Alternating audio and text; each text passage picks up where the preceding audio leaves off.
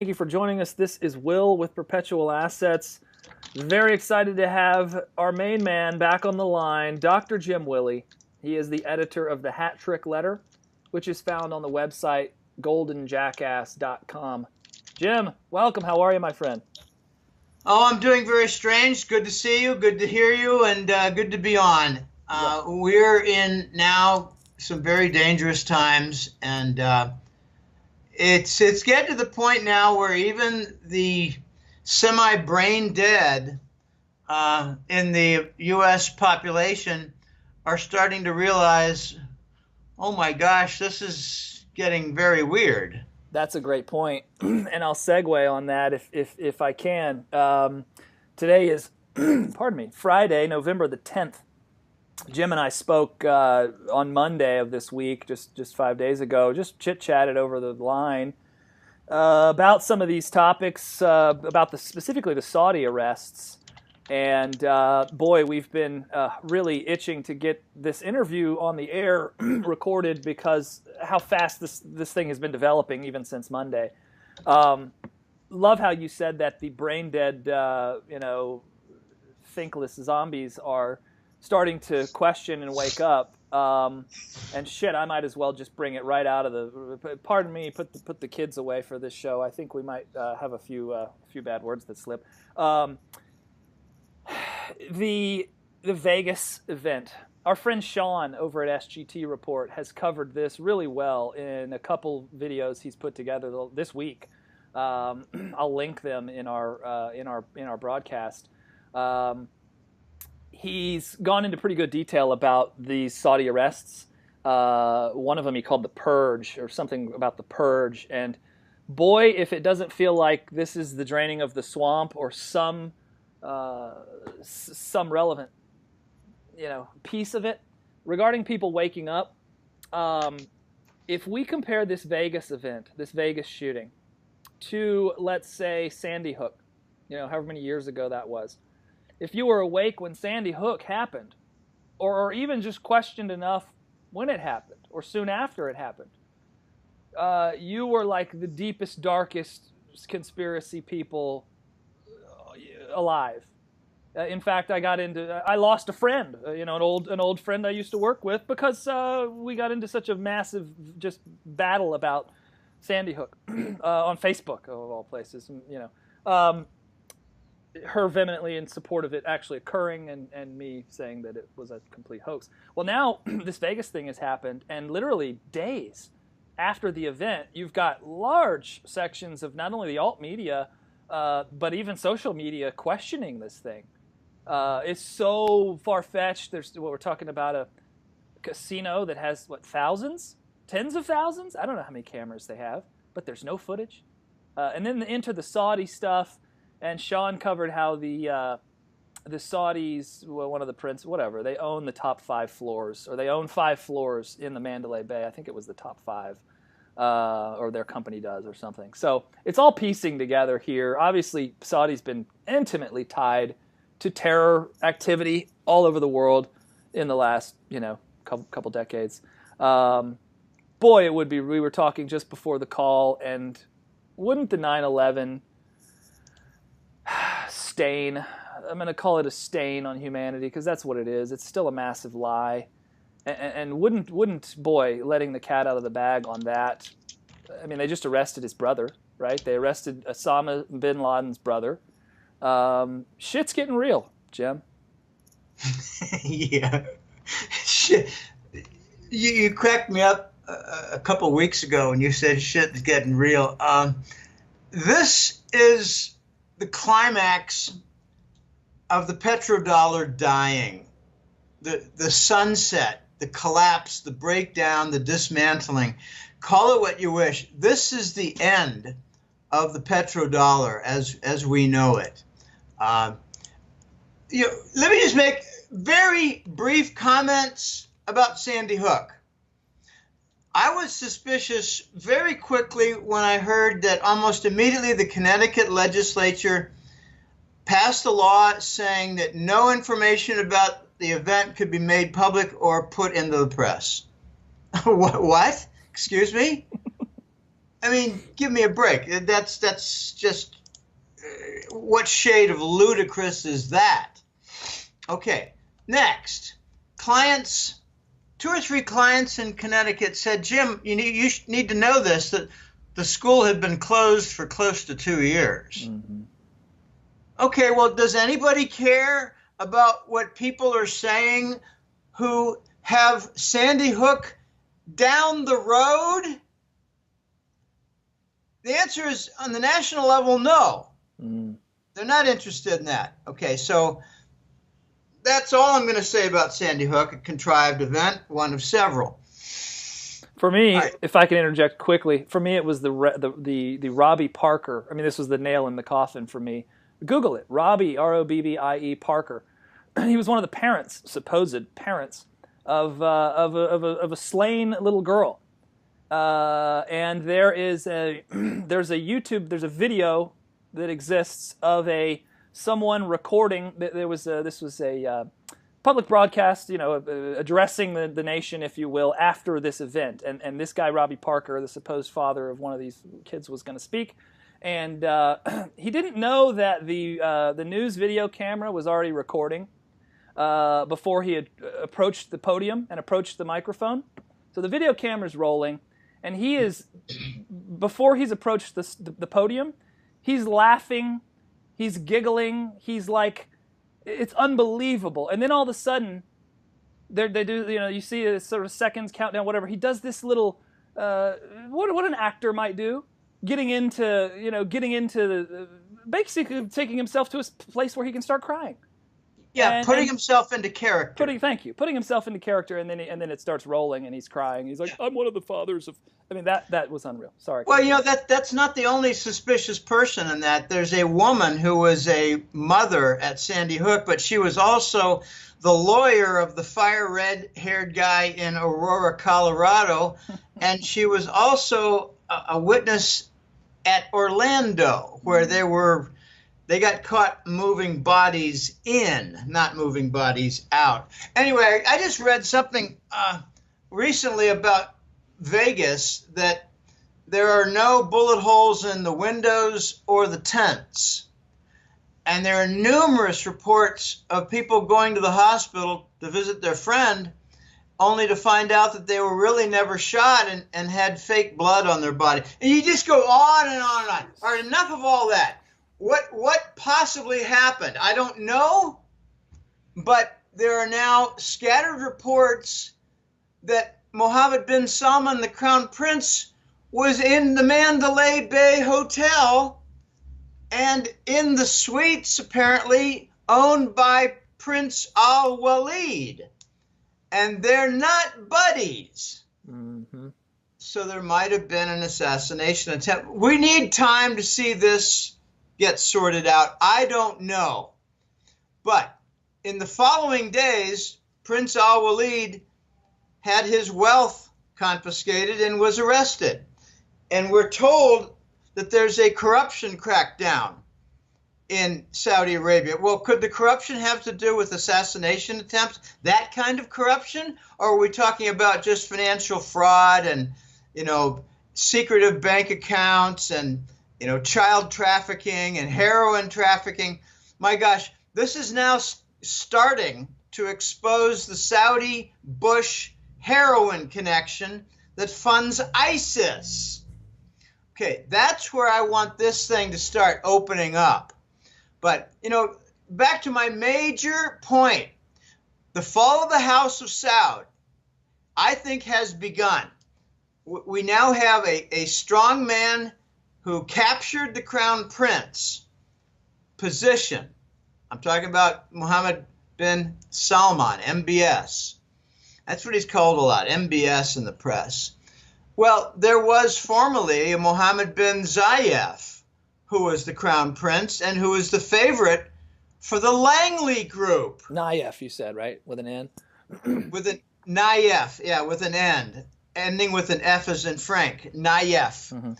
Okay, so everybody's a Mohammed there. In my opinion, they're all just a bunch of freaking corrupt clowns who never washed themselves down there. we've got a very dicey situation where MBS, the Crown Prince, is arresting, capturing, torturing, confiscating, and perhaps killing his rivals. And it's very difficult to know all the players without a program, like for a Greek tragedy, a play. We need a program. And some of the Zero Hedge articles actually provide a decent program for who the players are. The National Guard head, the head of the National Guard for the Saudis, he's dead. He was on a helicopter that got shot down. There were 10 kills on that helicopter. Wow. One was bin Laden's brother, and one was former King Abdullah's 2 boys. Okay? So, if I were MBS, I might want to get rid of the sons of the previous king. I might want to get rid of other rivals to the throne. These guys are half-brothers. They don't have... Their family trees are ridiculous looking because you need page after page on the side. They don't go vertical. They got, 36 brothers. Mm-hmm. They're half-brothers. Because the kings and the princes can't keep it in their pants. They've got, 5 or 7 gals that they keep busy, and they tend to get pregnant. Because if I were a prince, and I was told, hey, where's your protection, honey? I would say, let me slap your face, get back down there, and just take it. That's how the princes act. I think that's... They end up having a lot of half-brothers. I think that's like culture for their society, actually. Yeah, it's pretty weird stuff. There was a potential heir to the throne, the head of the intelligence agency named Mansour Mukrin. The whole Mukrin family had claims to the throne. Well, the main guy is now dead. He was on a helicopter. I'm wondering if Langley took out a helicopter because they just saw way too many juicy targets there. If eliminated, would firm up Mohammed bin Salman's position as crown prince. I got to mention something about Daddy. I remember about 8 years ago, it was one king before Abdullah, and honestly, I'm struggling to remember his name. It might have been Fahd. Might have been one of the Fahds. But anyway, the main patriarch died, and Abdullah became king. I think Fahd died, and the next brother, that's how they work it. The next brother took the crown, and it was Abdullah. And there was a lot of worry in the United States that Abdullah is really not pro-United States. Just way too many negative comments made in public in the last several years, and he makes Washington nervous. But he became king, and at issue was the Prince Sultan Air Base, and they had a rule in Saudi that the Americans could not defile their grounds with military on their soil. But Abdul just held his breath, farted, and said, okay. And he agreed. And Prince Sultan Air Base became very important in attacking Iraq. And the Saudis were very bent out of shape. We were using their soil as an air base, attacking fellow Arabs, fellow Sunni Arabs. Mm. Okay. But then Abdullah died, and the old line is, you're left with the runts of the litter among the brothers. Mm. And it was Salman. So Salman's king, but it quickly became determined that he was senile. And the voice has been saying many times, don't really believe that Salman went to the Kremlin to sign anything, because he usually doesn't know where he is. He usually doesn't know who he's talking to, and he surely cannot hold a pen to sign anything. So they got a double as King Salman going around to various heads of states to sign agreements, like in Russia, like in the Gulf Arab monarchy nations, and like in China. Do these heads of states know this? I think they absolutely do, and without a doubt are told exactly what they're going to do before they even arrive. Wow. They're going to sign this. They're going to have a meeting with these three parties. They're going to have a meeting with these other corporate and banker or pipeline executives. The following things will be agreed upon, and everything will be orchestrated. It'll be all cuckoo.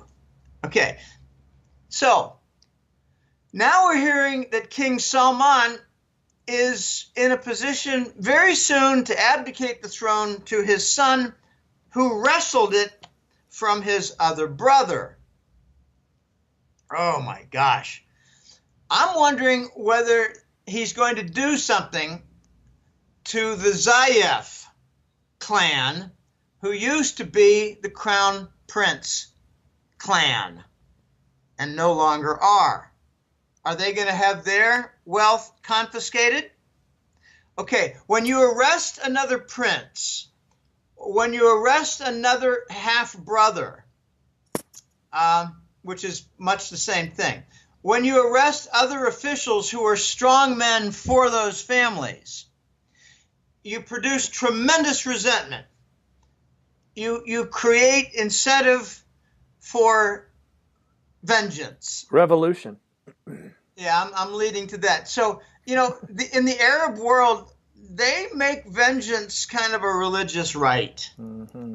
I mean R-I-T-E, not with a G-H. It's not a privilege and something that you're entitled to. It's something you do as a celebration of your religion. Mm-hmm. A rite, R-I-T-E.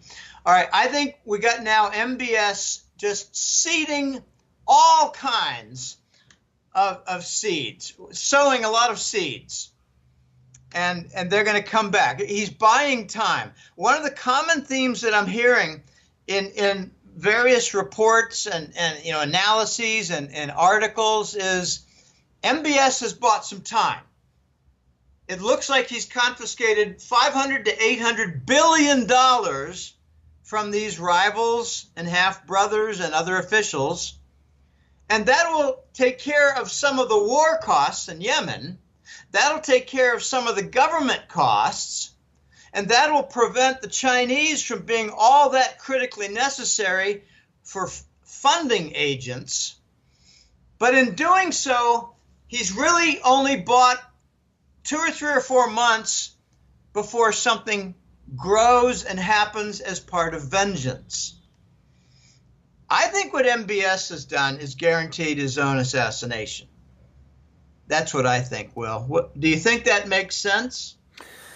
Yeah, absolutely. I'm curious, how does the U.S. play into this, right? So MBS is just one of Langley's stooges? This is where it gets complicated and a little bit difficult both to comprehend and explain, but I'll try, and I will admit that I'm still working on comprehending all this. Mm-hmm. Bear in mind that the Bush-Clinton narcotics group is involved in Saudi Arabia. And the profits from the Saudi narco business are directed toward ISIS funding. So you could say that the Saudis for 10 years or more have been deeply tied in with the narco wing of the U.S. government. And I think that is in opposition to the Trump Pentagon wing. Think of it as the Pentagon white hats who want a clean house, but they still want to continue the war because it's good for business. Okay, so you've got the White Hat Pentagon group that opposes the Bush fascist neocon narco group, but this White Hat Pentagon wants to continue wars. Okay, this is kind of messy. You can't say, well, there's a clean line between that. Not really, because the narco money is funding the Ukraine war too. And we do have some Pentagon regulars in Ukraine.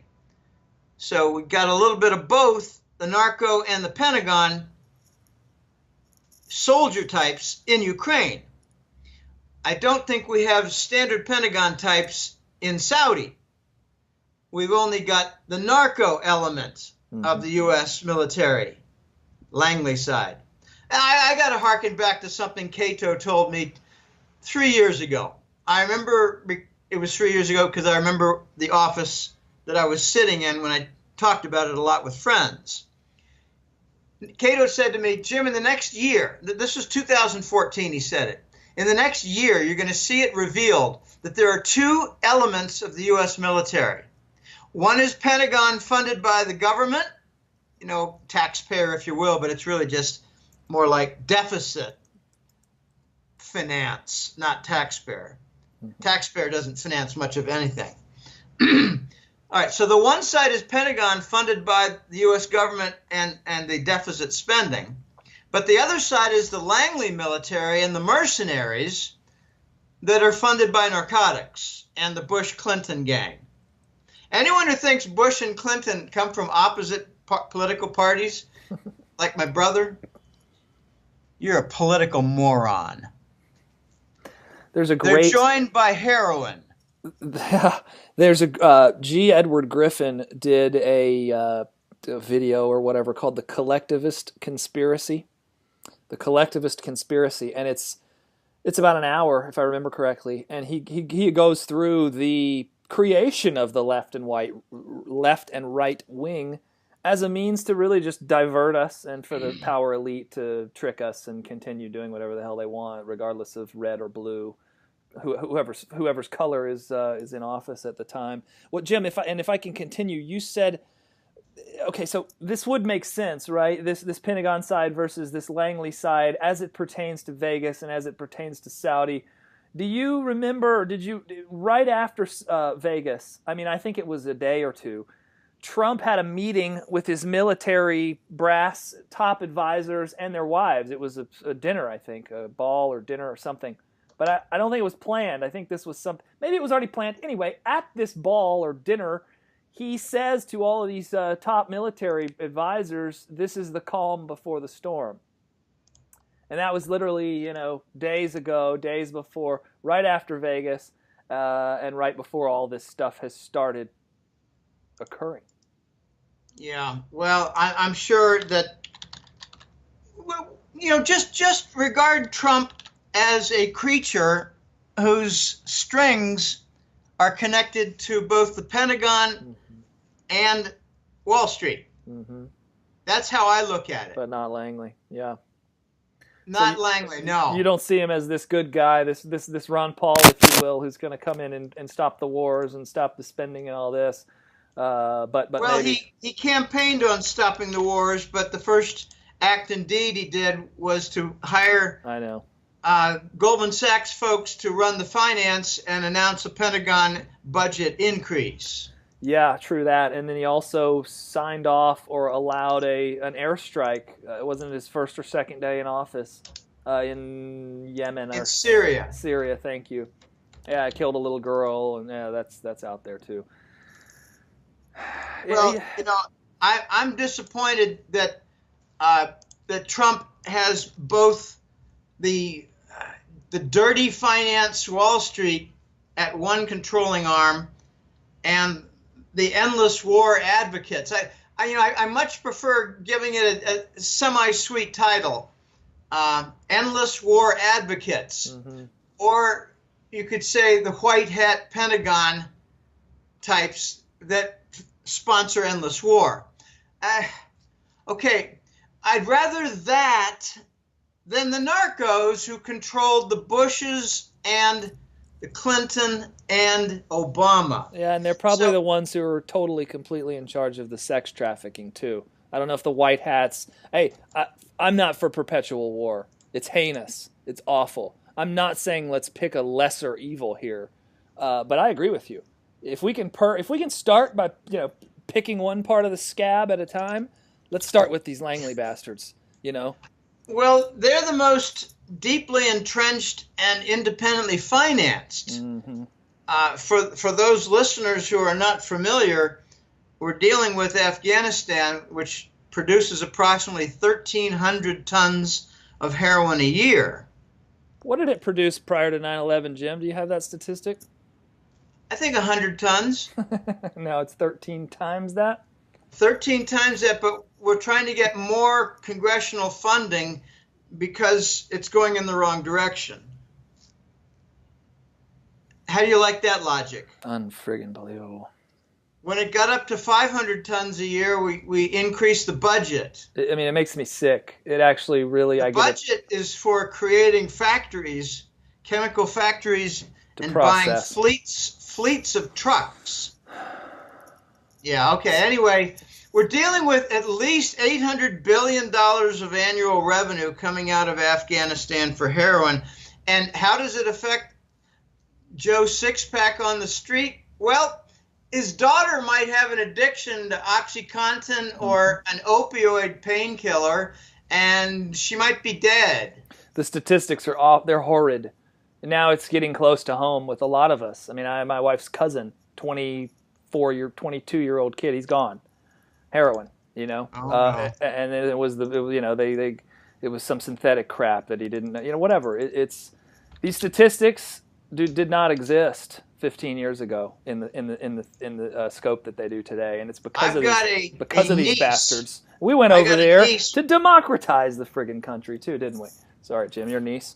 Well, I've got a niece who had an overdose of methadone, which you might say is, just a half step away from a heroin overdose, and she's a mess. I mean, she's been a mess all her life, but that's a different story related to my brother's divorce. Anyway, I don't want to get into family matters like that, but just take into account the state of Ohio. Okay, Ohio in 2016 had an amazing 850 million prescriptions for painkiller opioids in 1 year, with a population of 10 million. That's an average per person in Ohio of 85 pills. I said prescriptions. I'm not sure. I think doses. It would be unit doses. Yeah. Units, but still, that's how many per frigging person? 85 per. Yeah.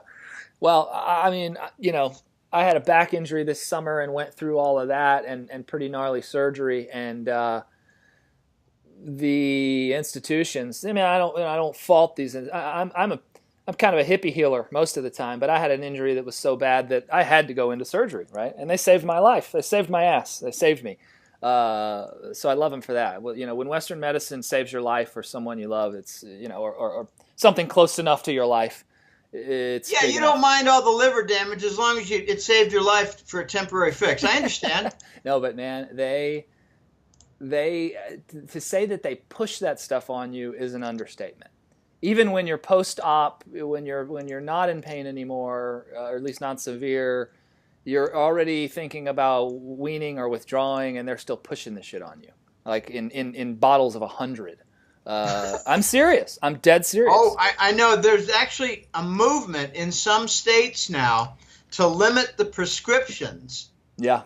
Of opioid painkillers. Dude, they gave them away so rapidly. I mean, I still have hundreds and hundreds of the damn thing. My wife got rid of them or took. I I was so physically dependent on them, not addicted, not where I wanted to get high or I wanted more, right? But I was on so much of it for an extended period of time because of the level of pain that I was in. Dude, getting off of these damn things, oh my God, it was weeks of hell. I mean, weeks, like of absolute hell. You're basically kicking a heroin addiction, yeah, because this is the heroin root within the chemical formula. Yes. Anyway, hey, I'm sorry to cut this, but let's try to get back to the Saudis. Please. Yeah, please. We've got Trump advocating the Aramco listing in New York. This is just crazy and illogical because it was several months ago the Congress passed a law that said due to the Saudi responsibility for 9/11, it's open season to seize and have lawsuits and awards against the Saudi assets frozen in the U.S. banking system. And Trump comes out and suggests or advocates that the Aramco stock listing be issued in New York. Right, and London. And I'm wondering if they might actually pull it off in return for some favors done, like killing the 10 on the helicopter. Oh, wow. Yeah, I don't know, Will, but these are tough questions. Yeah, this seemingly is a lot deeper, than just good guy Trump fixing everything. The voice said to me 3 months ago that Aramco IPO deal will never happen. And I was thinking, well, not just because of the stench of the lawsuits and the phony blame given to the Saudis when they had very little, if anything, to do. There's such weird irony here. Prince Bandar, a Saudi prince, was hired to produce the 10 young airline pilots to serve as patsies for the 9/11 official story. And for conducting this charade of phony blame for the patsies, that's qualifying as Saudi culpability in 9/11. Are you kidding me?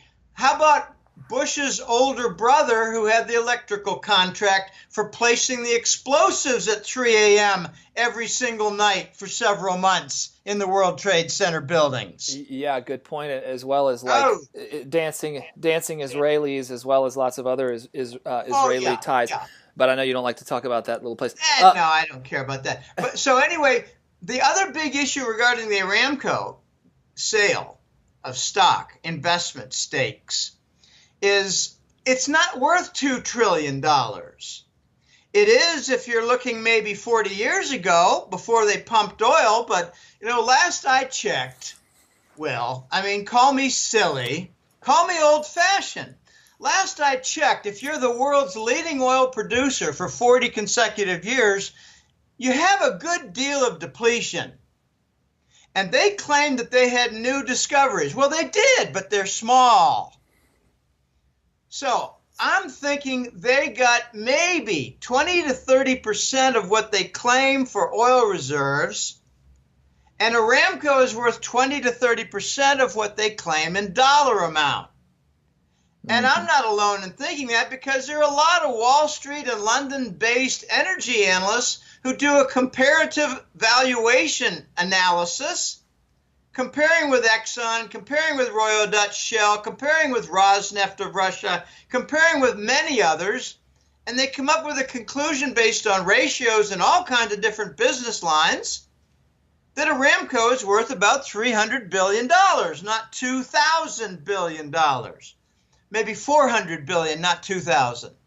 Okay, so if you look at the delayed and the delaying in listing and IPO offerings and setups and contractual obligations with the brokerage firms, and all the bickering going on, like between London and Hong Kong, you conclude quickly, maybe they're arguing over the true valuation. And I don't know the answer to that. I think they're arguing over the frozen Saudi assets in the United States financial system, open season for lawsuits, with scapegoating the Saudis, and I think they're arguing over the valuation. This is ugly. This is ugly, and it's not going to be resolved quickly. And I think we're going to see delay after delay in the entire Aramco stock situation. Well, $2 trillion to $300 billion is quite a haircut. Yes, it's fivefold lower, fourfold lower, and those are the numbers that they're saying. This is 5 times overpriced. Mm-hmm. This is 4 times overpriced. So rather than having an embarrassment of listing and income no investors, they do a delay.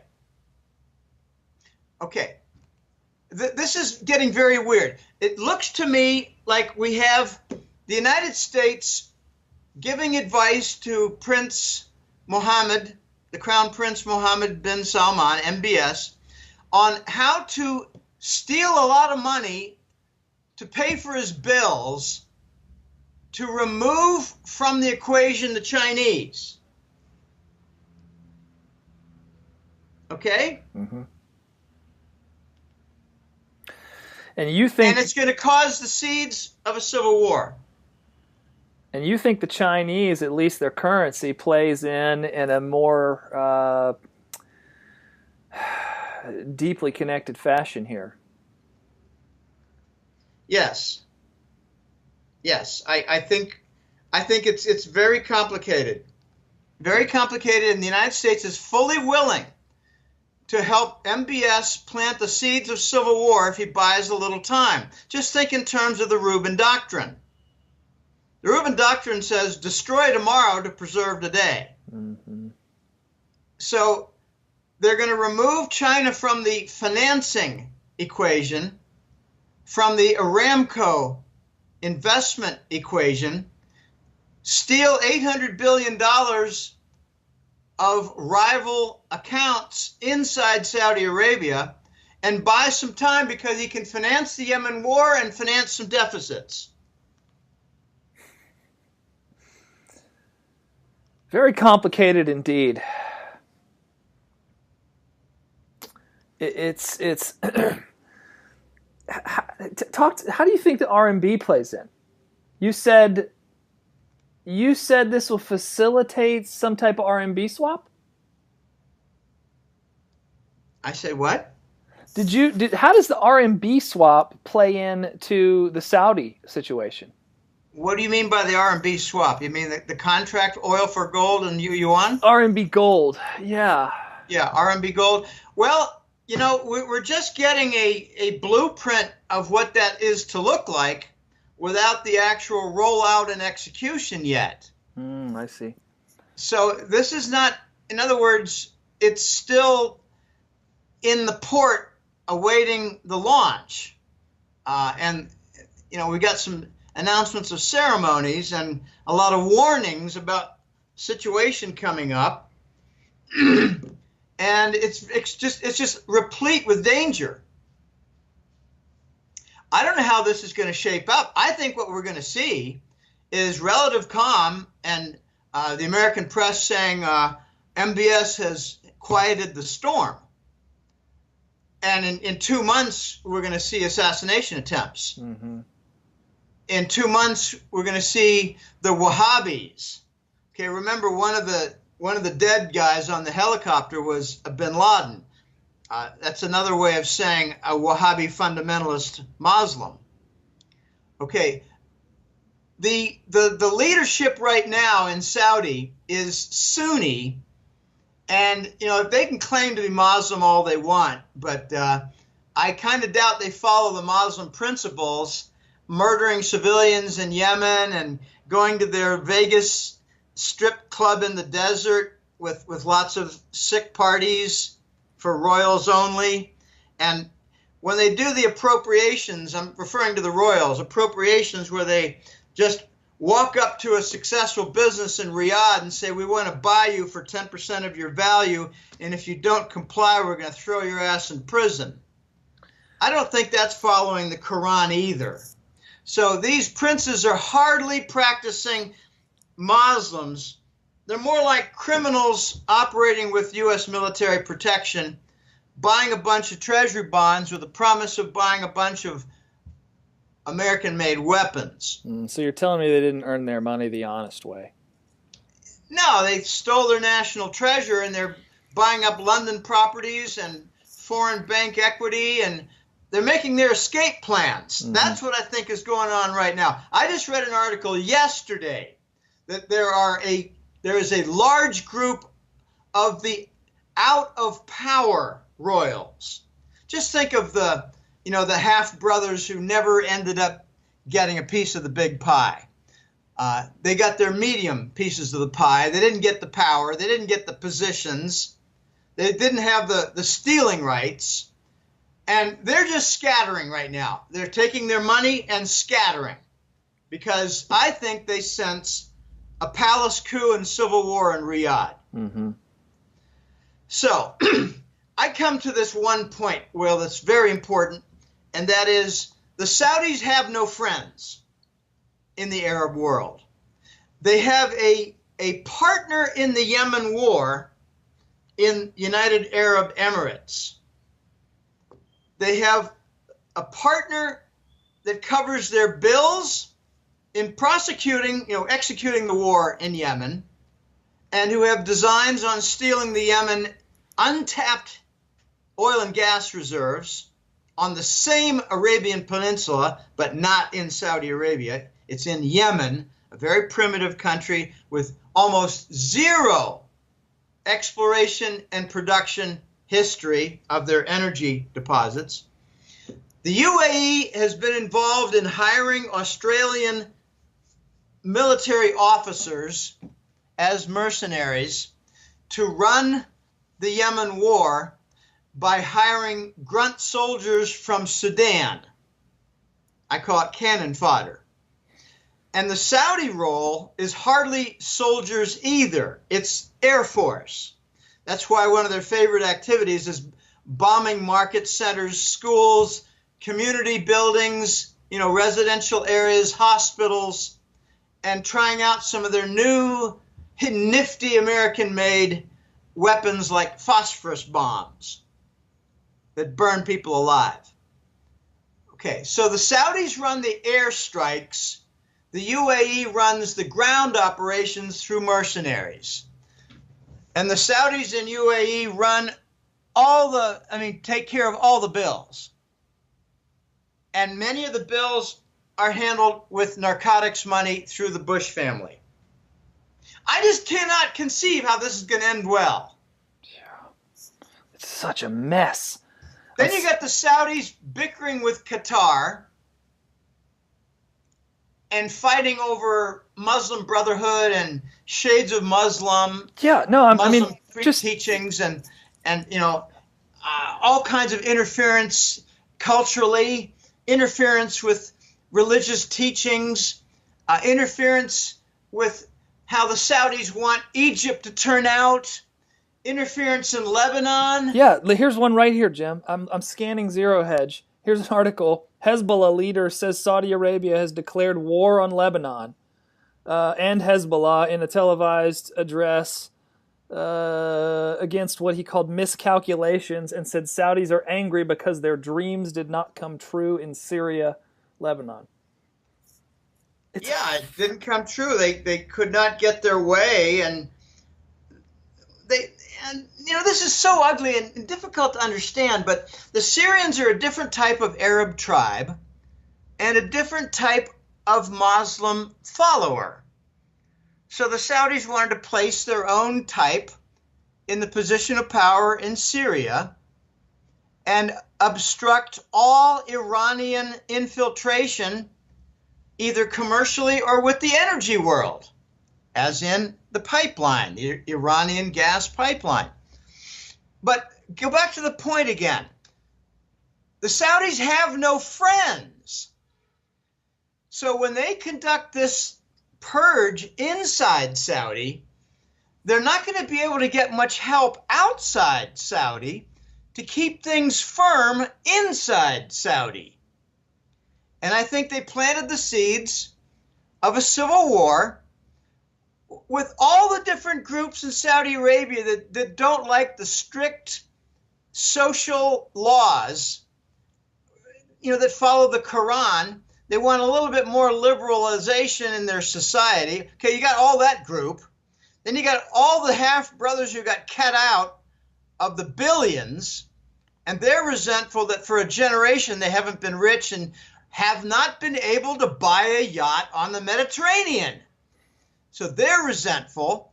And then you got this all-new resentment of Mohammed bin Zayed, who was the crown prince, who was the Langley favorite, and now is no longer the favorite, and got pushed out and probably still has Langley friends. So if I were to say, what does the next act of this tragedy play look like in my play guide, I would say it would be Prince Bandar's family and the Zayed family against the Salman family. And just to add a little bit of spice to the mix, the Yemenis are very angry about this disgusting war crime episode in Yemen executed by UAE and the Saudis. They enlisted help from the Iranian military.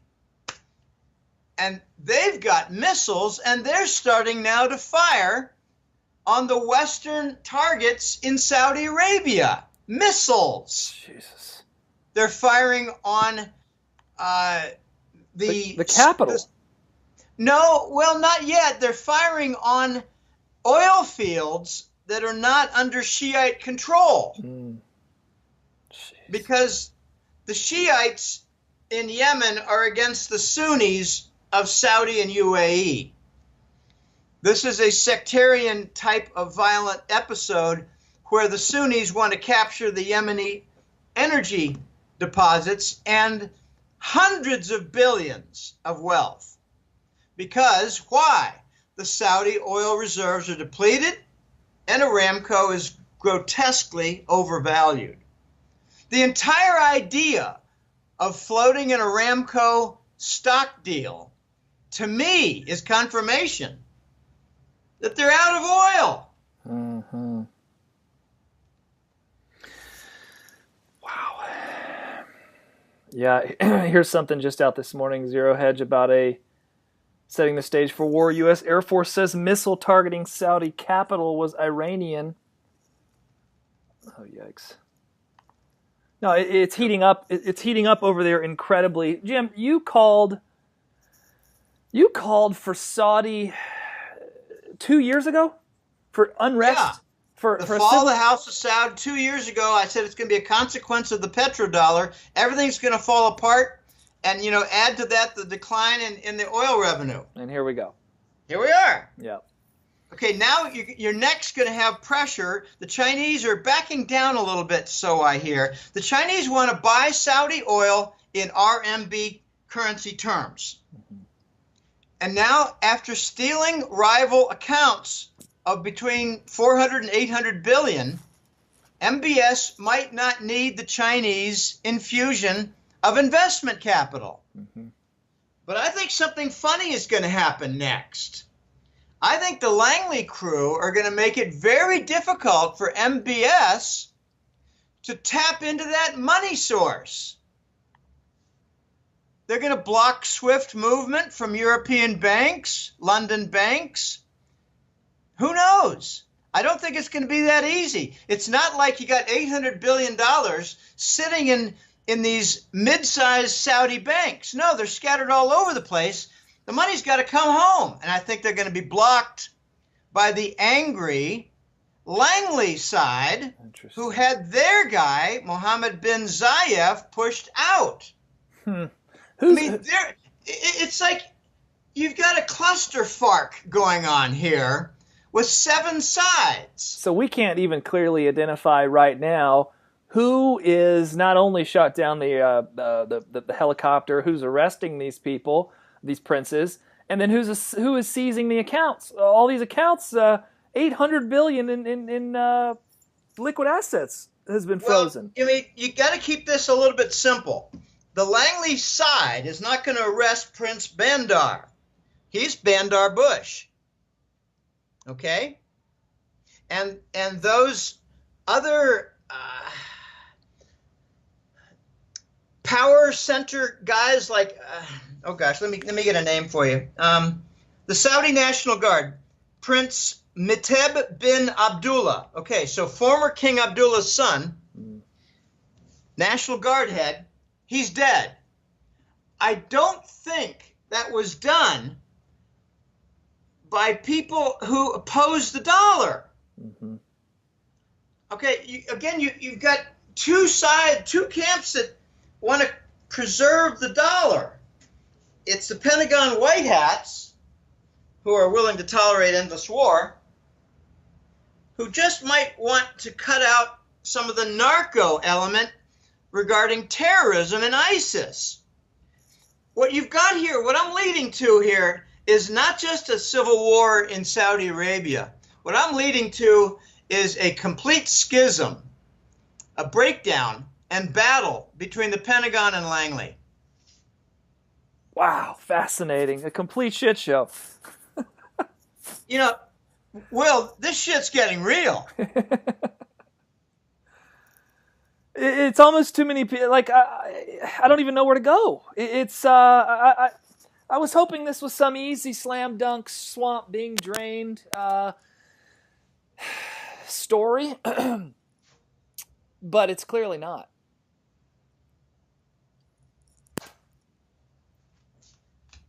I don't think there's anything simple here. I think anything that you come up with and put on the table and say, well, here's something that's kind of simple and straightforward. No, I think it's got some hairy underbelly that hasn't been identified fully. Well, just of these international underpinnings that you speak of, all this crazy stuff that's going on globally, you know, the heroin processing, the friggin' U.S. issuing, you know, money to process heroin to bring it back to our own streets. All this insanity that these people are doing, of course, this thing is deep. There are so many facets to their operations, to upholding the dollar or bringing it down. I mean, all these things, right? So clearly the wars have started. The battles are blazing. I'm just wondering what the hell's going to happen next. What's next, I think, is some relative calm as the perpetrators think that they've succeeded. But they planted seeds.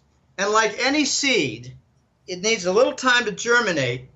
And I think sometime around Christmas or a little afterwards, we're going to see some violent situations emerge in Saudi Arabia.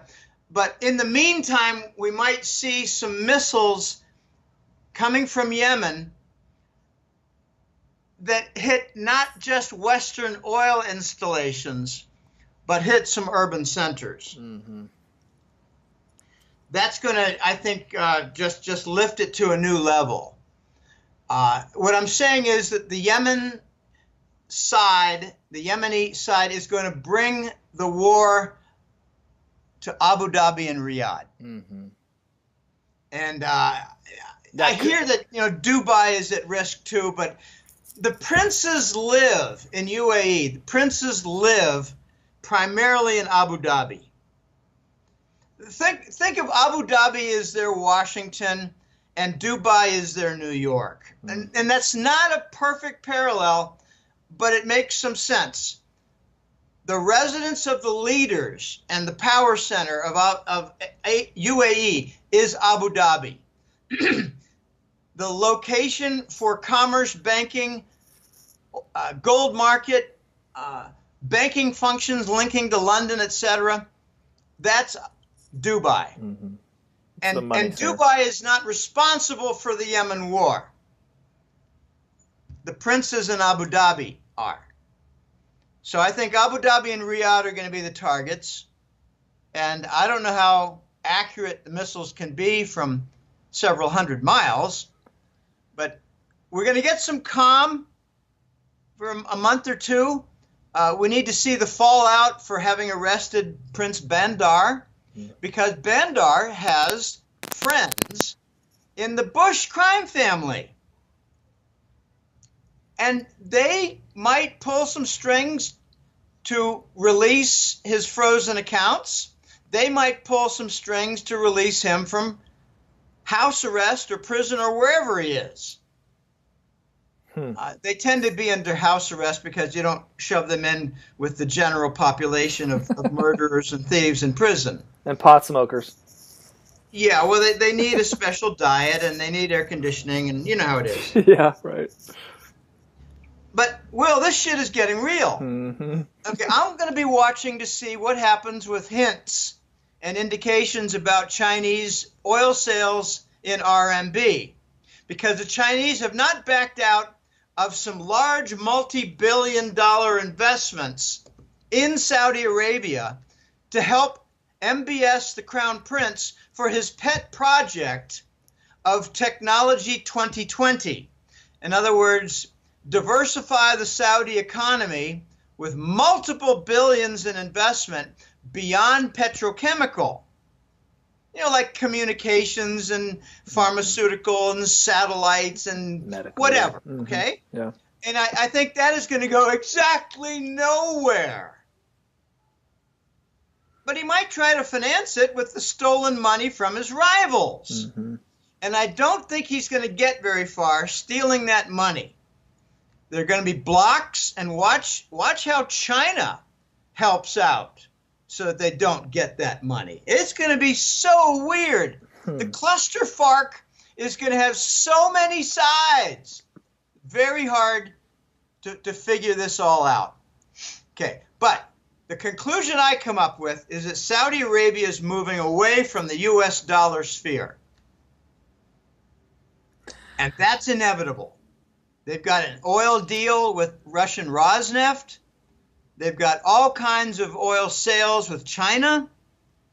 And all you have recently is an opportunity to steal a few $100 billion. How far is that going to go? I don't know. I don't think it's going to be successful. I don't think it's going to solve their financing problem. This is so complicated. And a lot of other people are focusing on Lebanon, where a Saudi puppet just resigned, I think, to get out of the way. And I don't know. I don't even want to discuss Lebanon except to say that's a whole other side that I didn't even touch. Mm-hmm. That's complicated and very gnarly and dangerous. I enjoy the fact that the Saudis have no friends. They don't earn any. They don't deserve any. They've been lousy Arab partners and friends. They've thrown their weight around. They've financed ISIS terrorism. They're involved in narcotics. And they're involved in numerous things that bother the hell out of all their Gulf Arab neighbors. Well, and the Russians and the Chinese have got to be hip to this too. They certainly. This isn't a positive, right? Yeah. Even though they're still conducting certain facets of business and trade. Well, I'm going to have to wrap this up. I've got something else I got to go to. I'm sorry. No, man. Thank you for the time, and as always, it's been just a head spinner. Jim, tell us a little bit about I know that you work tirelessly on your monthly reports. Tell us a little bit about your work and where it can be found before we let you go. Okay. It's been 13 and a half years now. It's been quite a run, and now we're starting to see a climax of successful, large-scale, global forecasts, like the arrival of the gold trade note. I think it's going to come out of the Chinese gold for oil futures contract out of Shanghai. The contract is going to have a working trade payment vehicle, I think, called the gold trade note. I think it's just a matter of time before it takes shape. It's been one of my very big forecasts for the last 4 or 5 years. And recently, another major forecast looks like it's coming into being, and that is the beginning of the fall of the House of Saud and the civil war that tears the nation apart, victim of the fall of the petrodollar. So the website is www.goldenjackass.com. On it, you can find interviews and public articles. I might write a public article, for instance, about just listing all the factors of Saudi and how complicated this is and multifaceted the chaos will be. And that will be on the Golden Jackass public page. But the two major reports are the Global Money Report about high-level things and the Golden Currency Report that's at, I hate to say lower level, but, ground level items like gold demand and the formation of the Eurasian trade zone and how that's all happening. So there are two reports that cover the entire gold and dollar and banking situation from different angles. And it's a labor of love. I'm actually working right now on updating the forecast page, the list of correct forecasts. I'm getting a lot of compliments from clients saying, Jim, unbelievable. We're starting to see something you've been forecasting now for the last 2 years or more regarding breakdown in Saudi land. So I want to list these things, and I got to be honest, I'm having a little trouble accessing the forecast page. It's not that it's locked from access, it's locked from changing. And my web manager promised to overcome this. I'm going to give her a document that just lists all the forecasts, and she's going to put it in. But that should be done in the next month or so. I'm going to get that together. I hope people go to the website and sign up. I know there's a lot of distress out there, difficulties with the economy. One of the unfortunate downsides of correct forecasts like what I have is the economy in the United States is in just dreadful condition. I think we're in the 10th consecutive recession year. And this has never happened. But due to Reich economics, it's illegal to talk about a recession. Mm-hmm. And due to Reich economics, they distort the economic statistics to lead us to believe that unemployment's at 5% when it's actually about 23 or 4%.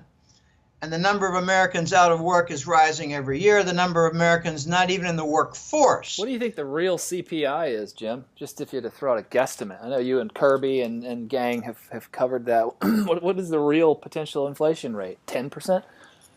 I don't think it's 10 anymore because the oil price came down. Ah, okay. Interesting. I think it's probably stuck around 6 or 7%. Mm-hmm. It was 8, 9, 10% for consecutive years. At $100 oil, that's where we were. The Chapwood CPI came out with 50 urban centers of America, and they concluded that the inflation rate, CPI, in those cities was between 8 and 10% consistently for several years. Per year. I mean, that is just friggin' astounding. Unbelievable. I know. It's really unreal. Hey, so buddy. All of the claimed low inflation. Let me phrase that differently. If the real inflation is 6% and they claim it's 2%, they're calling that 4% economic growth.